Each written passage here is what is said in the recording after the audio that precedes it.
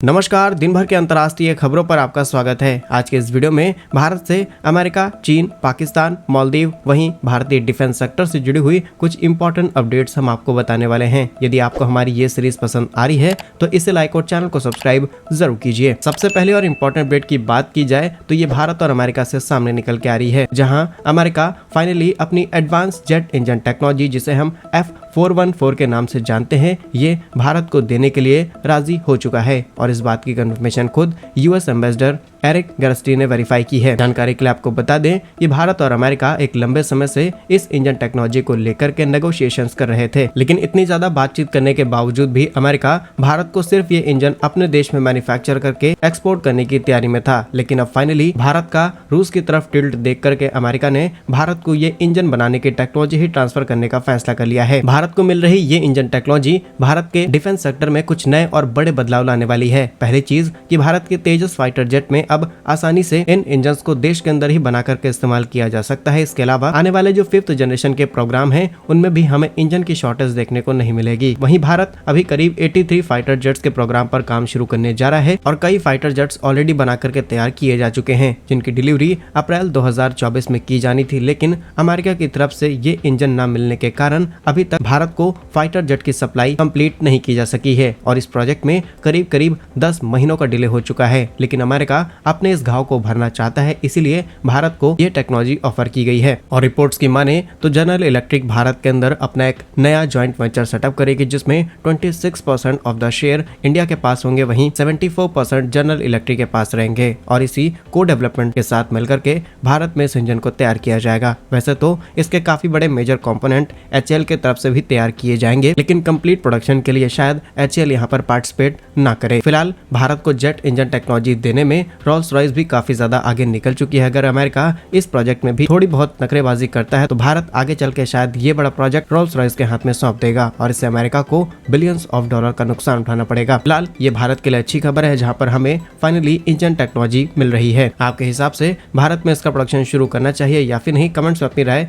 जरूर बताइएगा। Next important update की बात की जाए तो भारत अब अरेबियन सागर में अपनी पकड़ और ज्यादा मजबूत करने जा रहा है। और अरेबियन सागर में अपनी पकड़ को मजबूत करने का मतलब है कि हम सीधे पाकिस्तान, मालदीव और वेस्ट में जाएं तो यमन जैसे देशों पर आसानी से निगरानी रख सकते हैं, क्योंकि लगातार इस पूरे रीजन के अंदर कई बड़े कॉन्फ्लिक्ट नजर आए हैं। रिपोर्ट्स की बात की जाए तो फाइनली भारत लक्षद्वीप आइलैंड के 2 छोटे आइलैंड्स, जिसमें एक आइलैंड का नाम है अगाती और दूसरा है मिनिकॉय आइलैंड, यहाँ पर 2 बड़े एयरफील्ड्स तैयार करने जा रही है। ये नए बड़े एयरफील्ड अलग अलग ऑपरेशंस के लिए तैयार किए जाएंगे, लेकिन इन एयरफील्ड्स का इस्तेमाल न सिर्फ सिविल पर्पस से किया जाएगा, बल्कि हमारी एयरफोर्स भी इनका आसानी से इस्तेमाल कर सकती है। और इससे सबसे बड़ा दुख चीन को होने वाला है, क्योंकि चीन लगातार मालदीव के अंदर खुद को मजबूत कर रहा है। वहीं दूसरी तरफ ये कई बड़े इंफ्रास्ट्रक्चर प्रोजेक्ट मालदीव में सेटअप कर रहे हैं ताकि ये भारत पर निगरानी रख सके। लेकिन यहीं से सिर्फ 100-105 किलोमीटर दूरी पर मौजूद लक्षद्वीप में, अगर लक्षद्वीप में अब भारत इस नए एयरफील्ड को बना करके सीधे चाइना और पाकिस्तान को काउंटर करने की तैयारी में है। जल्द ही इस प्रोजेक्ट को शुरू किया जाएगा और प्राइवेट प्लेयर्स जैसे कि L&T जैसे प्लेयर इस प्रोजेक्ट में काफी बड़ी भागीदारी निभाने वाले हैं। आपके हिसाब से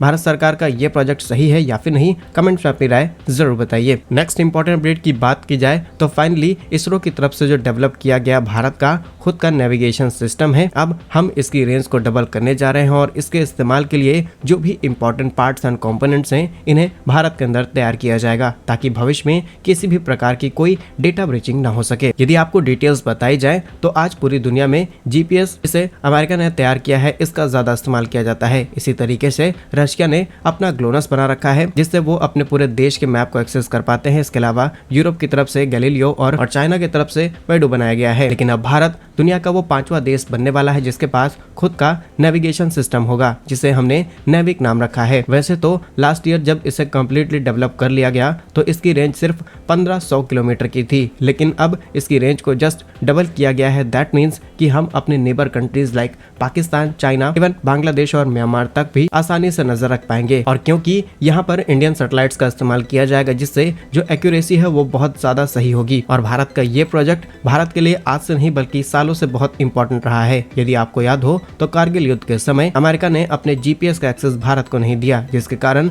भारतीय सेना को सही इन्फॉर्मेशन इन्फॉर्मेशन नहीं मिल पाई और हमें काफी ज्यादा नुकसान उठाना पड़ा था। लेकिन अब फाइनली नेविक की मदद से भविष्य में भारत को ऐसी कोई दिक्कत फेस नहीं करनी पड़ेगी। फिलहाल इसरो की तरफ से इसे डेवलप किया गया। तो इसरो के वैज्ञानिकों के लिए कमेंट बॉक्स में जय हिंद जरूर लिखिएगा। नेक्स्ट इंपॉर्टेंट अपडेट की बात की जाए तो ये अमेरिका की रिपब्लिकन पार्टी की तरफ से खड़े हुए उम्मीदवार डोनाल्ड ट्रंप की तरफ से सामने निकल के आ रहा है, जहां पर इन्होंने भारत के ऊपर एक बड़ा स्टेटमेंट दिया है। ये बात तो आप जानते होंगे कि जब ये अमेरिका के राष्ट्रपति थे तो इन्होंने भारत के ऊपर कई बार अलग अलग टिप्पणियां की हैं, लेकिन इस बार ये काफी ज्यादा बिजनेस ओरिएंटेड नजर आ रहे हैं। इसीलिए इन्होंने भारत को चीन से कंपेयर करते हुए एक सवाल खड़ा किया है। असल में इस समय वो लगातार रैलीज कर रहे हैं। इसी बीच चीन का जिक्र किया। उन्होंने कहा कि यदि आपको कुछ भी बनाना है, यानी कि उसे मैन्युफैक्चर करना है, तो आप उसे चीन के अंदर बना सकते हैं, क्योंकि चाइना एक ऐसा देश है जो बहुत ही कम कीमत पर किसी भी चीज का प्रोडक्शन आसानी से कर देता है। वहीं एक्सपोर्ट भी इजीली किए जा सकते हैं, लेकिन वही भारत के केस में ऐसा नहीं है। असल में उन्होंने हार्ले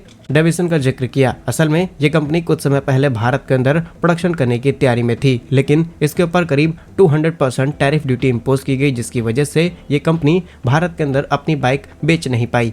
और इसी चीज को लेकर के ट्रंप का कहना है कि अगर भारत इसी नीति पर काम करता रहा तो इनकी मार्केट में जो प्रोडक्शन और मैन्युफैक्चरिंग का एंगल है ये काफी ज्यादा पीछे रहेगा। लेकिन भारत सरकार का ये इंटेंशन है कि हम चाहते हैं कि जो डोमेस्टिक कंपनीज हैं, जैसे कि भारत की बाइक बनाने वाली कंपनीज और अलग अलग ऑटोमोबाइल सेक्टर में काम करने वाली कंपनीज हैं, इन्हें ज्यादा फायदा मिल सके। इसीलिए हम विदेशी कंपनियों के ऊपर टैरिफ लगाते हैं ताकि डोमेस्टिक प्रोडक्शन बढ़ सके और देश के लोगों को रोजगार मिल पाए। बाकी ट्रंप की इस बात पर आप क्या सोचते हैं, हमें कमेंट्स में जरूर बताइए। नेक्स्ट इंपॉर्टेंट अपडेट की बात की जाए तो भारत के जो डिफेंस एक्सपोर्ट हैं, अब इनकी रफ्तार और ज्यादा बढ़ने वाली है। भारत ऑलरेडी इस साल करीब 1,08,684 करोड़ रुपए का डिफेंस प्रोडक्शन कर चुका है। इसी के चलते आज भारत से करीब 85 यानी कि 85 अलग अलग देशों के अंदर डिफेंस इक्विपमेंट एक्सपोर्ट किए जा रहे हैं। इस साल हमारा डिफेंस एक्सपोर्ट करीब 21,000 करोड़ रुपए के आसपास, लेकिन आने वाले साल में इसे 30,000 करोड़ के आंकड़े पर ले जाने का टारगेट रखा गया है। और इसी चीज को लेकर के एक नया इकोनॉमिक सर्वे किया गया, जिसमें खुलासा किया गया कि भारत, जो कि एक समय दुनिया का काफी बड़ा डिफेंस इंपोर्टर कंट्री था, अब वो एक्सपोर्ट में काफी शानदार प्रदर्शन कर रहा है। आज भारत से